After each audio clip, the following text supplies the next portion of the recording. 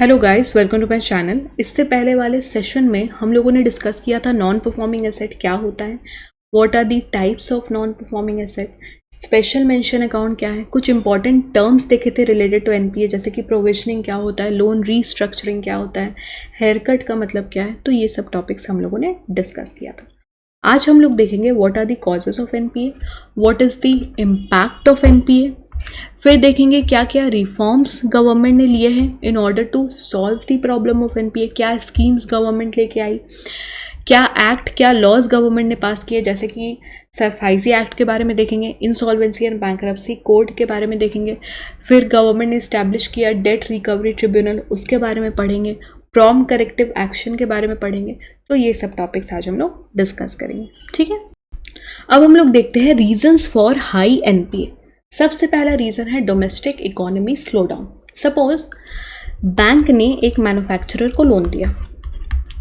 अब ये मैन्युफैक्चरर ने बैंक से लोन तो ले लिया, अब ये अपने फैक्ट्री में प्रोडक्शन स्टार्ट करेगा, ये गुड्स को प्रोड्यूस करेगा, ये गुड्स को प्रोड्यूस करने के बाद उसको मार्केट में बेचेगा, फिर जो भी रेवेन्यू जनरेट होगा उसके थ्रू ये बैंक का लोन रीपे करेगा, जो भी ये पैसा कमाएगा उसके थ्रू बैंक का लोन रीपे करेगा। सपोज अगर इकोनॉमी में स्लो डाउन चल रहा है, अगर इकोनॉमी में उतना ज़्यादा डिमांड नहीं है फॉर गुड्स एंड सर्विसेज या रिसेशन है, मंदी है, तो उसके वजह से क्या होगा, ये मैन्युफैक्चरर ने लोन में पैसा तो ले लिया बैंक से, प्रोडक्शन भी अपना स्टार्ट कर दिया फैक्ट्री में, लेकिन ये अब जो भी प्रोड्यूस किया है उसको बेच नहीं पा रहा है। क्यों नहीं बेच पा रहा है? क्योंकि उतना ज़्यादा डिमांड नहीं है फॉर गुड्स एंड सर्विसेज, उतना ज़्यादा डिमांड नहीं है, इकोनॉमी में स्लो डाउन है, लोगों के हाथ में पैसा नहीं है, या रिसेशन है, मंदी है, या पैंडेमिक का सिचुएशन है, कोविड आ गया, गुड्स को तो प्रोड्यूस कर लिया लेकिन बेच नहीं पा रहा है क्योंकि डिमांड नहीं है। अब जब बेच नहीं पा रहा है तो रेवेन्यू नहीं जनरेट कर पा रहा है, as a result of which the manufacturer will not be able to repay the loan to the bank. तो बैंक का एनपीए इस कारण भी बढ़ जा रहा है, ठीक है।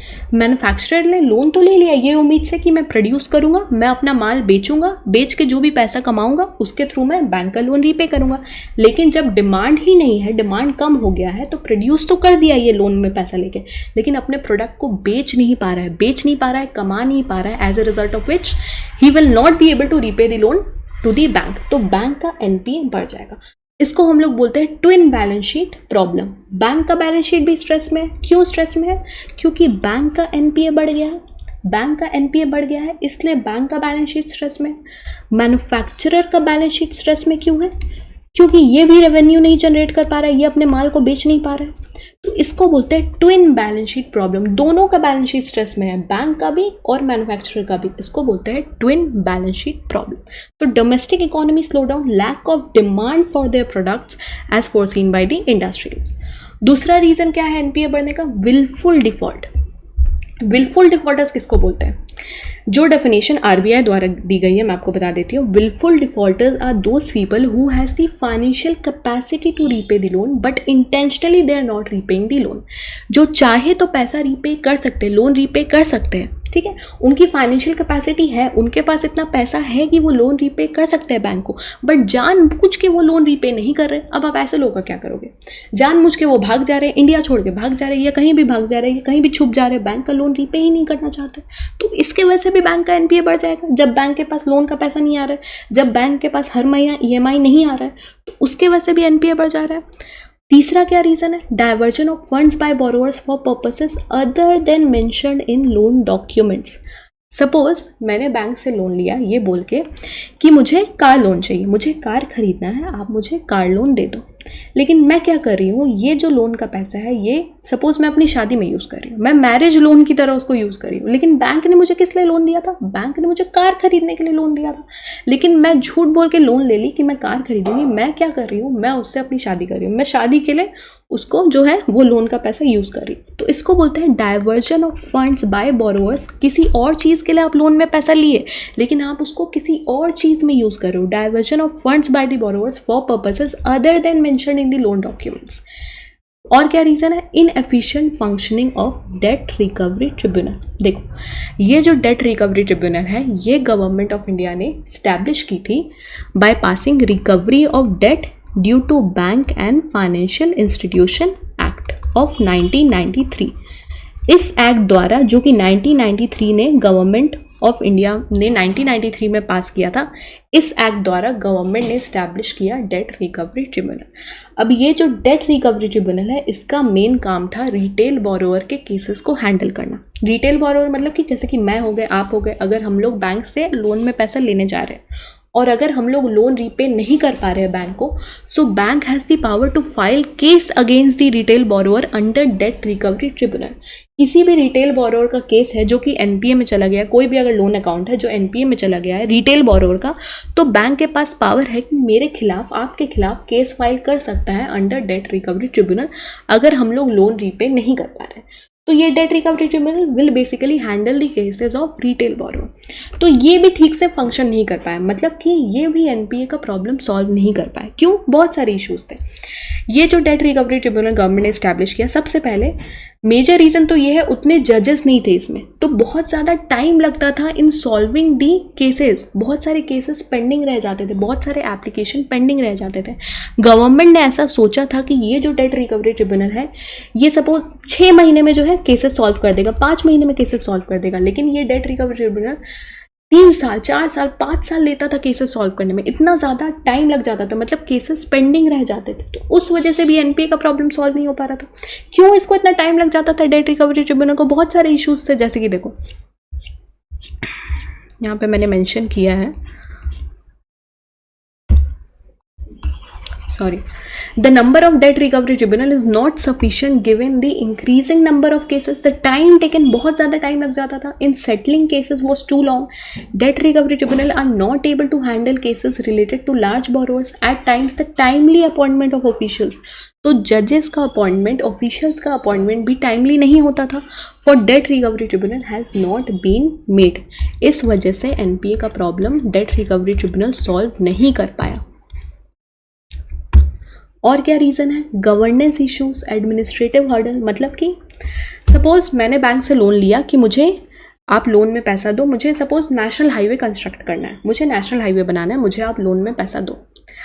अब बैंक ने मुझे पैसा तो दे दिया, सपोज मैंने बैंक से 50 लाख रुपए ले लिए कि मैं नेशनल हाईवे बनाऊंगी, आप मुझे इतना पैसा दे दो। अब क्या हुआ कि मुझे सपोज मिनिस्ट्री ऑफ इन्वायरमेंट अगर इन्वायरमेंटल क्लियरेंस नहीं दे रही है या मुझे लैंड क्लियरेंस नहीं मिल रहा है, इसके वजह से क्या हो रहा है, मैं प्रोजेक्ट को स्टार्ट नहीं कर पा रही हूँ। मैंने बैंक से 50 लाख रुपए तो ले लिया ये सोच के कि मैं नेशनल हाईवे बनाऊंगी, लेकिन मुझे तो क्लियरेंस ही नहीं मिल रहा है, मैं अपने प्रोजेक्ट को स्टार्ट कैसे करूँगी?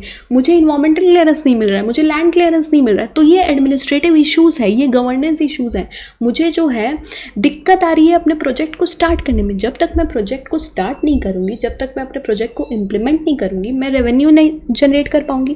रेवेन्यू नहीं जनरेट कर पाऊंगी तो बैंक का लोन कैसे रीपे करूंगी? उसके वजह से भी एनपीए बढ़ जाएगा। Administrative hurdles, delay in getting clearances affect the cost of the project. ठीक है, चलो अब हम लोग देखते हैं impact of high NPA. NPA बढ़ने के कारण क्या इम्पैक्ट हो सकता है? सबसे पहला तो lower liquidity and profitability for the bank. Bank का प्रॉफिटेबिलिटी तो घटेगा, बैंक के लिए तो घाटा हो रहा है ना, बैंक को लोन का पैसा ही नहीं आ रहा है, बैंक को इंटरेस्ट का पैसा ही नहीं आ रहा है, इंटरेस्ट तो छोड़ो, बैंक को प्रिंसिपल का पैसा भी नहीं मिल रहा है, तो बैंक के लिए तो घाटा हो रहा है ना, बैंक का प्रॉफिटेबिलिटी अफेक्ट हो रहा है। Erosion of investor confidence, suppose आप किसी बैंक के शेयर्स को खरीदना चाहते हो, आपको पता चला कि ये बैंक का तो एनपीए बहुत ज़्यादा है, तो क्या आप वो बैंक के शेयर्स को खरीदोगे? नहीं खरीदोगे, क्योंकि आपको पता है कि ये बैंक तो घाटे में जा रहा है, इसका इतना ज़्यादा एनपीए बढ़ गया। तो इस वजह से आप क्या सोचोगे, भाई मैं ये बैंक के शेयर्स को नहीं खरीदूंगा। Basically the investors will be concerned about the market value of the shares. Investors को डर रहेगा, भाई ये बैंक तो घाटे में जा रहा है, मैं शेयर्स खरीदूंगा, पता नहीं मुझे भी घाटा हो जाए। तो इसलिए इन्वेस्टर्स अब इन्वेस्ट नहीं करना चाहेगा उस बैंक में। क्यों नहीं इन्वेस्ट करना चाहेगा? क्योंकि एनपीए बढ़ गया है वो बैंक का। तो इरोजन ऑफ इन्वेस्टर कॉन्फिडेंस, मेरा कॉन्फिडेंस अफेक्ट हो रहा है बैंक के एनपीए बढ़ने के कारण, तो ये भी एक इम्पैक्ट हो सकता है। Higher cost of credit will impact the retail and industrial borrowers, मतलब कि सपोज इस साल बैंक ने मैन्युफैक्चरिंग सेक्टर में बहुत सारा लोन दिया, ठीक है, बहुत सारा लोन जो है बैंक ने मैन्युफैक्चरिंग सेक्टर में दिया, लेकिन क्या हुआ, बहुत ज़्यादा घाटा हो गया, एनपीए बढ़ गया। तो बैंक सोचा कि भाई इस साल मैंने मैन्युफैक्चरिंग सेक्टर में इतना पैसा दिया, कुछ पैसा तो वापस आया नहीं, एनपीए बहुत ज़्यादा बढ़ गया है, तो नेक्स्ट ईयर अगर मैं पैसा दूंगा लोन में तो मैं मैन्युफैक्चरिंग सेक्टर को इतना पैसा नहीं दूंगा। मतलब कि bank will reduce the amount of loan for the manufacturing sector in the next year. क्यों? क्योंकि इस साल बैंक ने देखा कि मैंने मैन्युफैक्चरिंग सेक्टर में लोन दिया और इतना ज़्यादा एनपीए बढ़ गया, तो नेक्स्ट ईयर क्या बैंक उतना ही देगा? सपोज बैंक ने इस साल अगर 50 लाख करोड़ रुपए दिए मैन्युफैक्चरिंग सेक्टर में, नेक्स्ट ईयर क्या उतना देगा? नहीं, पता है कि एनपीए इतना बढ़ गया इस साल, तो मैं नहीं दूंगा भाई, इतना मेरा घाटा हो रहा है, मैं नेक्स्ट ईयर मैन्युफैक्चरिंग सेक्टर को इतना लोन में पैसा नहीं दूंगा। तो ये भी एक रीज़न होगा। अब जब मैन्युफैक्चरिंग सेक्टर को लोन में पैसा नहीं दे रहा है बैंक, उसके वजह से क्या होगा? इंडस्ट्री को लोन में पैसा नहीं मिल रहा है, मैन्युफैक्चरर को लोन में पैसा नहीं मिल रहा है, तो उसके वजह से इन्वेस्टमेंट इफेक्ट हो रहा है हमारी इकोनॉमी में। ठीक है, जब बैंक लोन में पैसा ही नहीं दे रही है तो आप कैसे फैक्ट्री खोलोगे, आप कैसे इन्वेस्ट करोगे? आप जाओगे बैंक के पास, भाई मुझे लोन चाहिए, मुझे फैक्ट्री खोलनी है, मुझे अपनी कंपनी खोलनी है, मुझे निवेश करना है, इन्वेस्टमेंट करना है। बैंक लोन में पैसा ही नहीं देना चाहता है क्योंकि बैंक का लास्ट ईयर एनपीए बढ़ गया था बहुत ज़्यादा मैन्युफैक्चरिंग सेक्टर में लोन में पैसा देके। तो इन्वेस्टमेंट इफेक्ट हो रहा है, इन्वेस्टमेंट इफेक्ट होने के कारण प्रोडक्शन इफेक्ट हो रहा है। ठीक है, फैक्ट्री नहीं खोल पा रहे हो, आप फैक्ट्री में इन्वेस्ट नहीं कर पा रहे हो, या आप अपने एग्जिस्टिंग फैक्ट्री को एक्सपैंड नहीं कर पा रहे हो, आप उतना प्रोड्यूस नहीं कर पा रहे हो। जब आप प्रोड्यूस नहीं कर पा रहे हो तो उतना ज़्यादा रोजगार भी लोगों को नहीं मिल रहा है, तो एम्प्लॉयमेंट भी, मतलब ये भी इफेक्ट हो रहा है। या फिर आप बोल सकते हो कि हमारी कंट्री की जीडीपी भी इफेक्ट होगी। जब उतना ज़्यादा निवेश नहीं हो रहा है, उतना ज़्यादा प्रोडक्शन नहीं हो रहा है, तो जीडीपी ग्रोथ भी हमारे कंट्री का इफेक्ट हो रहा है। तो ये सब जो है ये इंटरलिंक्ड है। बैंक अगर पैसा नहीं देगा लोन में तो निवेश नहीं होगा, निवेश नहीं होगा, प्रोडक्शन नहीं होगा, प्रोडक्शन नहीं होगा तो लोगों को उतना रोजगार नहीं मिलेगा, फिर हमारी कंट्री की जीडीपी भी इफेक्ट होगी, ग्रॉस डोमेस्टिक प्रोडक्ट भी इफेक्ट होगा, various investment decisions of the industries will be affected. Industry को पैसा नहीं मिल रहा है, इन्वेस्ट कैसे करेंगे? Will be limiting the growth, हमारी कंट्री का ग्रोथ इफेक्ट होगा। और क्या होगा?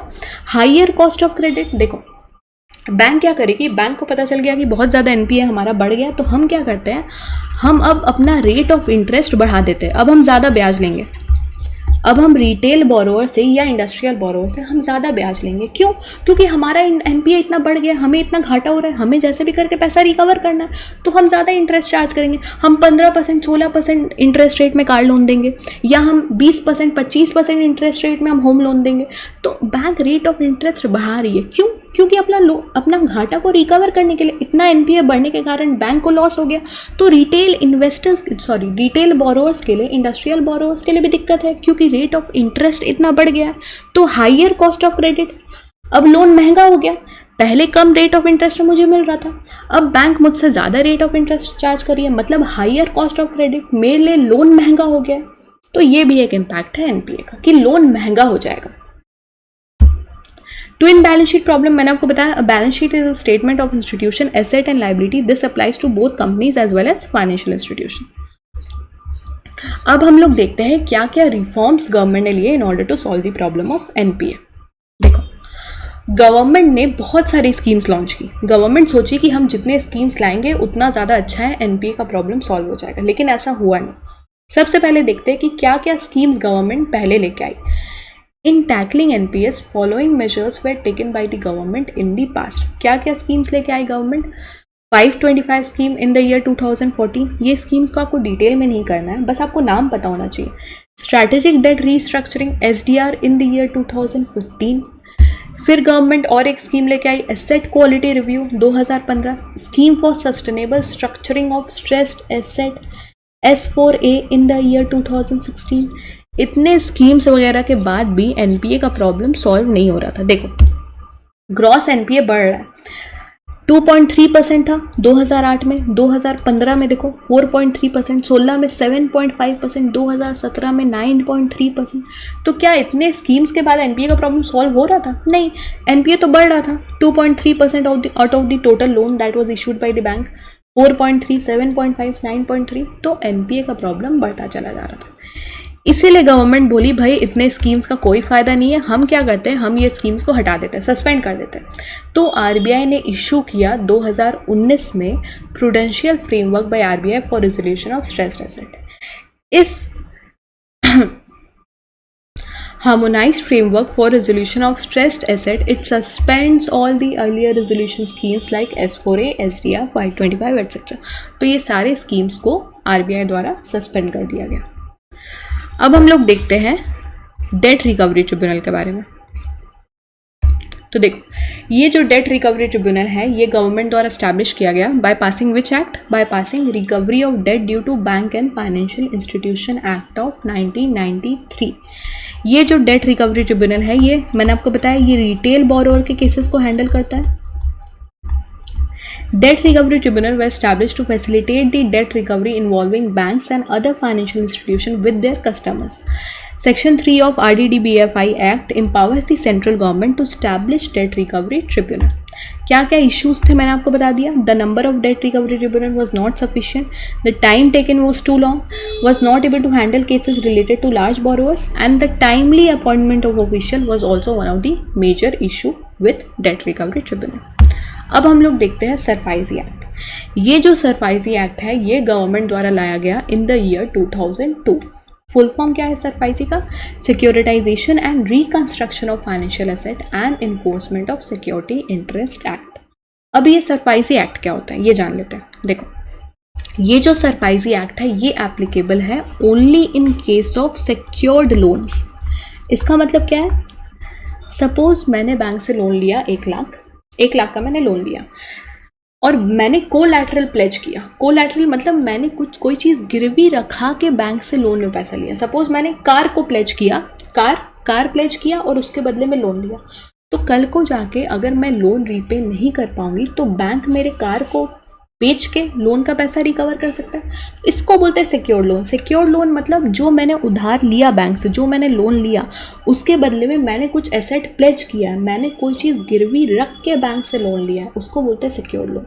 तो ये जो सरफाइजी एक्ट है ये एप्लीकेबल है only in case of secured loan, जहाँ पे आप अपने एसेट को प्लेज कर रहे हो, जहाँ पे आप कोलैटरल को प्लेज कर रहे हो।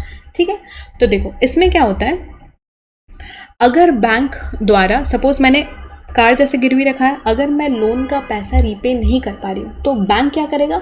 बैंक मेरे कार को बेच देगा in order to recover the loan amount. और ऐसा करते टाइम बैंक को कोर्ट के परमिशन की ज़रूरत नहीं पड़ेगी। मतलब कि जब बैंक मेरे कार को बेच रहा है, मेरे कोलैटरल को बेच रहा है, इस टाइम बैंक को कोर्ट के परमिशन की ज़रूरत नहीं पड़ेगी। बिना पूछे ही बैंक जो है बेच सकता है in order to recover the loan amount. देखो, to expedite recovery of loans and bring down the NPA level of the Indian banking and financial sector, the government of India in the year 2002 made a new law, SARFAESI Act. Bank should give notice to the defaulting borrower asking to repay the amount within 60 days. तो bank मुझे notice देगा, भाई आप 60 दिन में loan repay करो। अगर मैं रीपे नहीं करी तो बैंक के पास क्या पावर है? The bank can resort to one of the following measures. Take the possession of the loan security. Bank मेरे कार को जो है जब्त कर लेगा। Cell or lease or assign the right over the security, या तो हो सकता है वो बेच देगा। मैनेज द एसेट और appoint someone to manage the same. तो बैंक देखो, SARFAESI act is a law that allows Indian banks and financial institution to sell or auction the asset or property. Bank मेरे car को बेच देगा without any intervention from the court के permission की कोई ज़रूरत नहीं है। Bank has the power to sell or auction the asset or property of the credit defaulters without any intervention from the court. SARFAESI is effective only for secured loans where the banks can enforce the underlying security. Agriculture land is exempted from the SARFAESI attachment. मतलब जब मैं loan ले रही हूँ bank से तो मैं agriculture land को प्लेज नहीं कर सकती। ठीक है, तो अब हम लोग देखते हैं प्रॉम्प्ट करेक्टिव एक्शन के बारे में। देखो, प्रॉम्प्ट करेक्टिव एक्शन में क्या होता है, आरबीआई जो है बैंक्स के परफॉर्मेंस को इवैल्यूएट करता है based on certain indicators. RBI क्या करता है, देखता है कि बैंक का capital to risk weighted asset ratio कितना है, नेट नॉन परफॉर्मिंग एसेट कितना है, रिटर्न ऑन एसेट कितना है, लेवरेज रेशियो कितना है, कहीं बैंक घाटे में तो नहीं जा रहा है, बैंक का एनपीए कहीं बहुत ज़्यादा तो नहीं बढ़ गया है। सिर्फ कमर्शियल बैंक्स का, ठीक है, सिर्फ कमर्शियल बैंक्स का ये सब चीज़ जो है आरबीआई देखता है, कोऑपरेटिव बैंक्स का नहीं। कोऑपरेटिव बैंक्स और एनबीएफसी में ये प्रॉम्प्ट करेक्टिव एक्शन एप्लीकेबल नहीं है, सिर्फ कमर्शियल बैंक्स की मैं बात कर रही हूँ। सपोज अगर आरबीआई को पता चला कि कोई कमर्शियल बैंक का एनपीए जो है वो 9% पहुँच गया, 9% पहुँच गया, 10% पहुँच गया, तब क्या करता है आरबीआई, तब कुछ एक्शन ले सकता है वो बैंक के खिलाफ। क्या एक्शन ले सकता है? जैसे कि आरबीआई बोल सकता है बैंक को कि इस साल जो है आप डिविडेंड थोड़ा कम दो, या आप अपने ब्रांचेस यहाँ पे मत खोलो, वहाँ पे, मतलब बता सकता है कि आप अपने ब्रांचेस यहाँ पे मत खोलो। या आरबीआई बोल सकता है कि आप इस साल जो है इस सेक्टर में इतना लोन मत प्रोवाइड करो। मतलब किसी भी तरह का एक्शन जो है आरबीआई बैंक के लिए ले सकता है अगर ये इंडिकेटर्स में बैंक अच्छा परफॉर्म नहीं कर रही है तब। तो देखो, prompt corrective action is a framework under which banks with weak financial metrics are put under watch by RBI. RBI's prompt corrective action is a set of guidelines for banks that are weak in terms of identified indicators: poor asset quality, insufficient capital, insufficient profit और loss. Profit क्या है वो bank का, loss क्या है उसका, जो non performing asset है वो क्या है, कहीं वो बैंक बहुत ज़्यादा घाटे में तो नहीं जा रहा है। तो ये सब चीज़ें आरबीआई जो है एनालाइज करता है बैंक का। RBI introduced PCA framework in the year 2002 and was reviewed in the year 2017.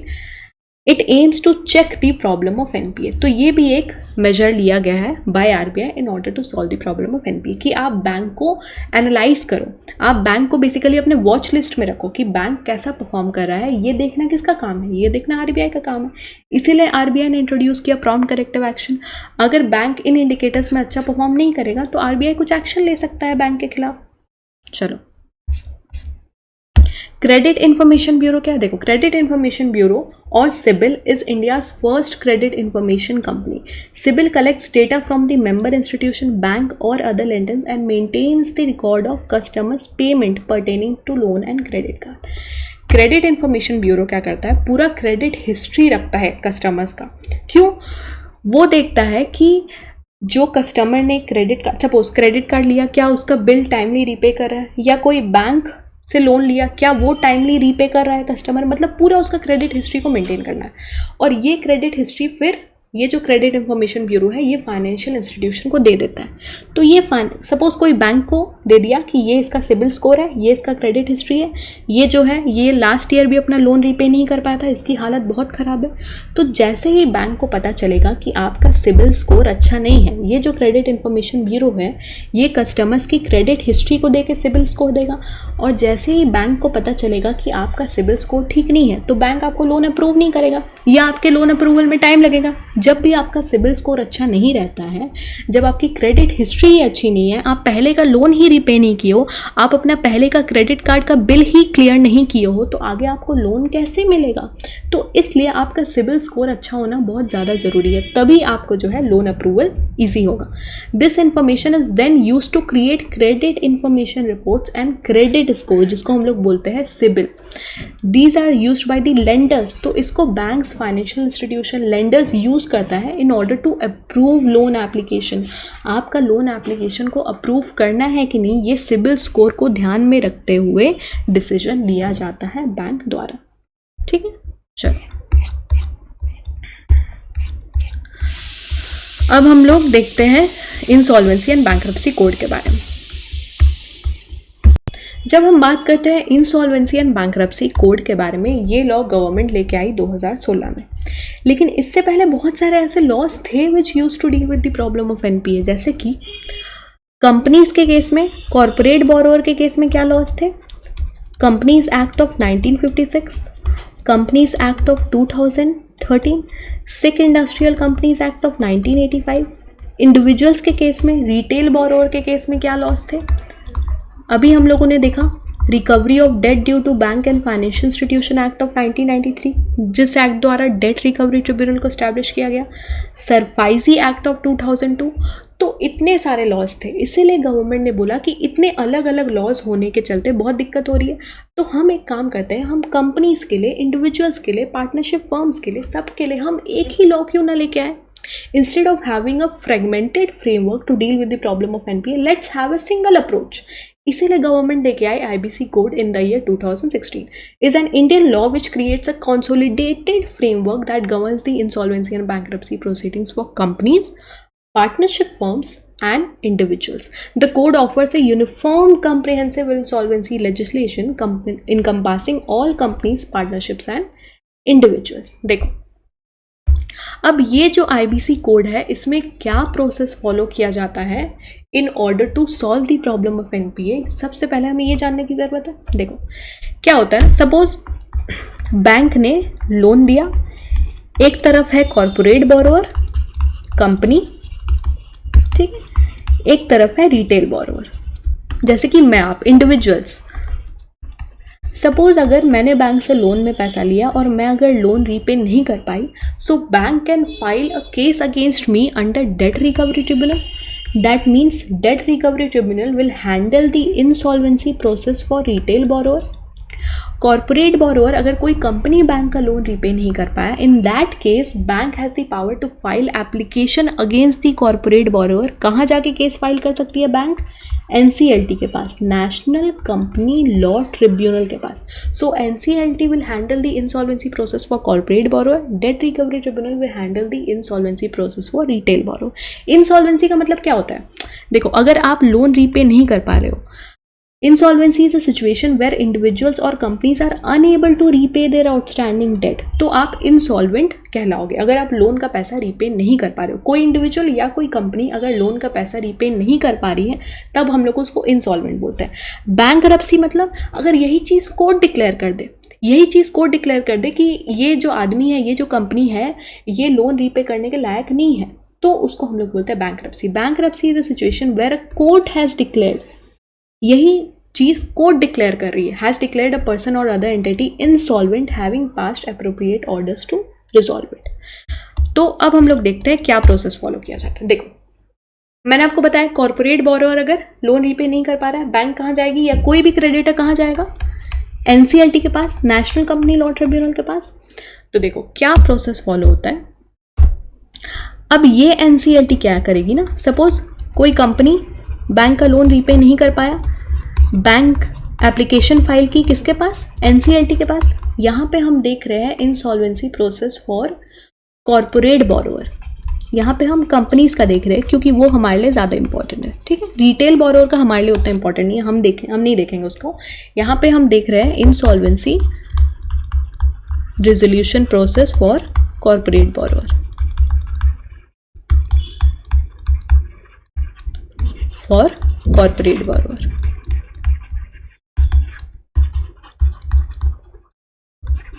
तो देखो, बैंक, सपोज बैंक ने एक कंपनी को लोन दिया, कंपनी लोन रीपे नहीं कर पाई, बैंक गई NCLT के पास एप्लीकेशन फाइल करने। अब ये जो NCLT है, नेशनल कंपनी लॉ ट्रिब्यूनल है, इसके पास 14 दिन है either to accept the application और टू रिजेक्ट दी एप्लीकेशन, ठीक है, 14 दिन है। अगर NCLT ने एप्लीकेशन को एक्सेप्ट कर लिया, अगर एप्लीकेशन को एक्सेप्ट कर लिया, तब इंसॉल्वेंसी प्रोफेशनल को अपॉइंट किया जाएगा, IP को, इंसॉल्वेंसी प्रोफेशनल को। ये जो इंसॉल्वेंसी प्रोफेशनल होते हैं, ये एक्सपर्ट्स होते हैं, ये पूरे इंसॉल्वेंसी प्रोसेस को हैंडल करेंगे, ठीक है। एप्लीकेशन फाइल किया NCLT के पास, NCLT के पास 14 दिन है either to accept the application of the bank or to reject the application of the bank. यहाँ पे मैं बैंक को एज ए क्रेडिटर ली हूँ, ठीक है। 14 दिन के बाद सपोज अगर NCLT ने एप्लीकेशन एक्सेप्ट कर लिया, तो एक इंसॉल्वेंसी प्रोफेशनल को अपॉइंट किया जाएगा। ये इंसॉल्वेंसी प्रोफेशनल जो है पूरे ये रेजोल्यूशन प्रोसेस को हैंडल करेगा, ठीक है। ये इंसॉल्वेंसी प्रोफेशनल को कौन अपॉइंट करता है? Committee of creditors, committee of creditors. अब ये क्या है? देखो, क्रेडिटर्स जो होते हैं ना, वो सिक्योर्ड क्रेडिटर भी हो सकते हैं, सिक्योर्ड क्रेडिटर भी हो सकते हैं और अनसिक्योर्ड क्रेडिटर भी हो सकते हैं।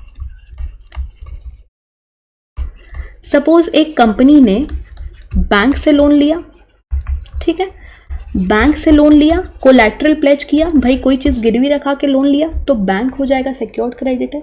यही कंपनी ने अगर कोई, सपोज कोई सप्लायर से रॉ मटेरियल खरीदा, कोई वेंडर है, सप्लायर है, उससे रॉ मटेरियल खरीदा, तो क्या कोई चीज़ गिरवी रखा के रॉ मटेरियल खरीदा? नहीं, उधार में जो है रॉ मटेरियल लिया सप्लायर से, तो ये जो सप्लायर है, जो वेंडर है, वो अनसिक्योर्ड क्रेडिटर है। अनसिक्योर्ड मतलब कोई कोलैटरल प्लेज नहीं किया गया है कंपनी द्वारा।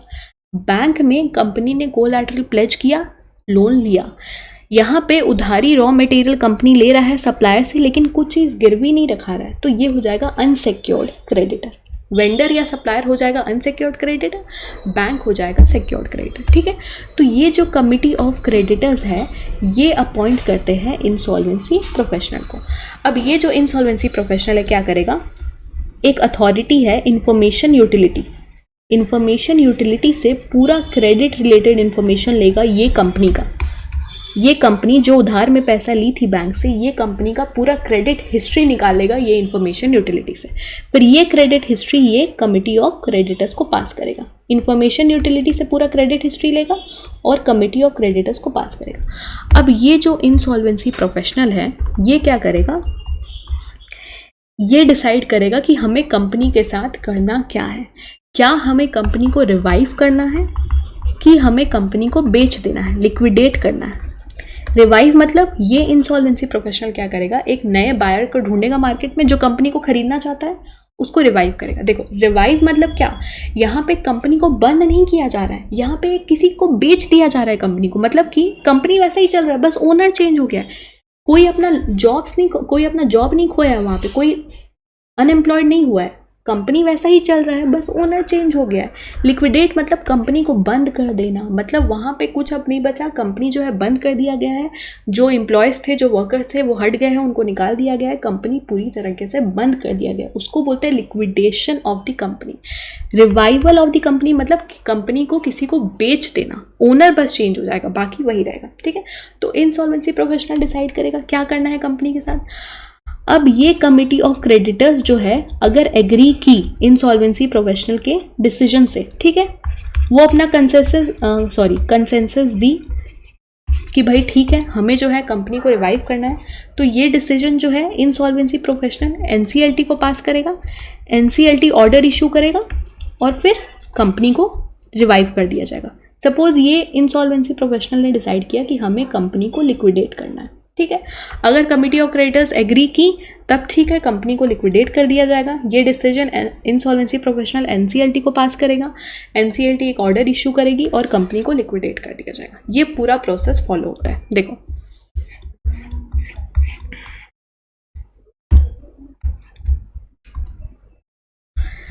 तो देखो insolvency and bankruptcy board of India creates, IBC code creates various institution to facilitate resolution of insolvency. सबसे पहला है insolvency and bankruptcy board of India to oversee the insolvency proceedings in the country.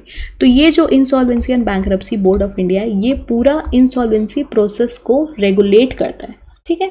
Insolvency professional मैंने आपको बताया ये लोग experts होते हैं। This insolvency process will be managed by the licensed professional. These professional will also control the assets of the data.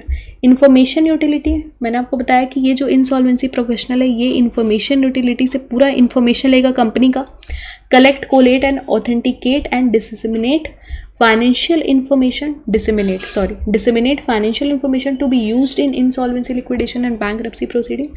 फिर the code proposes two separate tribunal to oversee the process of insolvency resolution. For individuals, individual के case में कौन है, debt recovery tribunal.